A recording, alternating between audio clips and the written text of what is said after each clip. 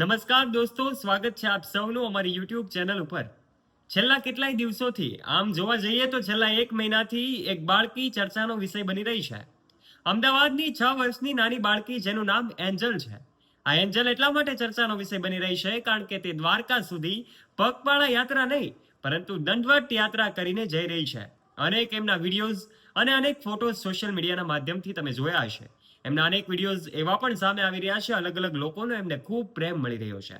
ત્યારે દ્વારકાધીશની આ અનન્ય ભક્તિ, દ્વારકાધીશની આ એમના ઉપરની કૃપા અને એમનામાં એક દિવ્ય શક્તિ જે છે એના કારણે જ કદાચ એ દ્વારકા સુધી એ પગપાળા નહીં પરંતુ એ દંડવત યાત્રા કરીને જઈ રહી છે.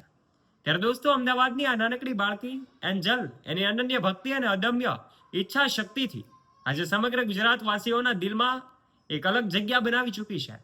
એન્જલ છેલ્લા 1 મહિના અને 4 દિવસથી દંડવત યાત્રા કરી રહી છે. એનું લક્ષ્ય દ્વારકાધીશના દર્શન કરવાનું છે. આજે એન્જલ પદયાત્રા દરમિયાન અલગ અલગ જગ્યાએ પહોંચી રહી હોય છે ત્યારે લોકો એમને ઉમળકાભેર એમનું સ્વાગત કરે છે. એન્જલની એ દંડવત પદયાત્રા માત્ર ભક્તિ નથી પરંતુ ભક્તિમાં વિસ્મય અને શ્રદ્ધાનું મિશ્રણ છે. દંડવત પદયાત્રા એ સૌથી કઠિન યાત્રાઓમાંથી એક ગણવામાં આવે છે, જેમાં દરેક પગલે ભક્ત શિસ્તપૂર્વક જમીને નમીને આગળ વધે છે. નાની ઉંમરે આકર્ષક ઉર્જા સાથે એન્જલ ભગવાન શ્રી કૃષ્ણના ભક્તિમાં લીન થઈને દંડવત કરતી આગળ વધી રહી છે અને લોકો પણ એમને ખૂબ પ્રેમ આપી રહ્યા છે. ત્યારે અનેક લોકો માટે આ એક પ્રેરણારૂપ બની છે. આ એન્જલ નામની આ બાળકી છેલ્લા 1 મહિનાથી વધારે સમયથી જ્યારથી નીકળી છે, અલગ અલગ લોકો અલગ અલગ માધ્યમથી એમને ખૂબ પ્રેમ આપી રહ્યા છે. એમના વિડીયોઝ પણ આપણી સામે આવી રહ્યા છે.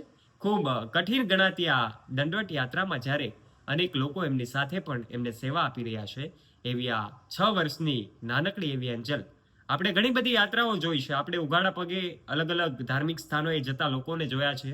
આપણે અલગ અલગ જગ્યાએ પગપાળા યાત્રા કરીને જતા લોકોને જોયા છે. પરંતુ આ દંડવતની યાત્રા એ પણ માત્ર 6 વર્ષની ઉંમરની બાળકી જ્યારે કરી રહી છે ત્યારે ખૂબ અનેક લોકો માટે પ્રેરણાદાયક છે.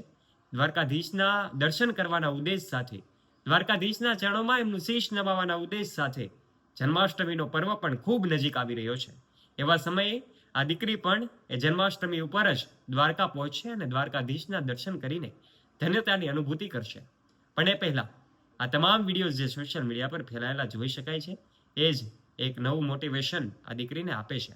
માટે કમેન્ટ બોક્સમાં આપ જય દ્વારકાધીશ અવશ્ય લખી દેજો. દોસ્તો, આ વિડીયો વિશે આપનું શું કહેવું છે? આપનું મંતવ્ય નીચે કમેન્ટ બોક્સમાં કમેન્ટ કરીને આપ અવશ્ય જણાવજો. તથા આવા ને આવા રસપ્રદ અને રોચક વિડીયોઝ નિહાળવા માટે આ વિડીયોને એક લાઇક કરી દેજો અને આવા ને આવા વિડીયોઝ માટે નીચે રહેલું બેલ આઇકન દબાવીને અમારી યુટ્યુબ ચેનલને અવશ્ય સબસ્ક્રાઇબ પણ કરી લેજો, જેનાથી આવા જ વિડીયોઝ અમે તમારા માટે લાવતા રહીએ સૌથી પહેલા. ધન્યવાદ.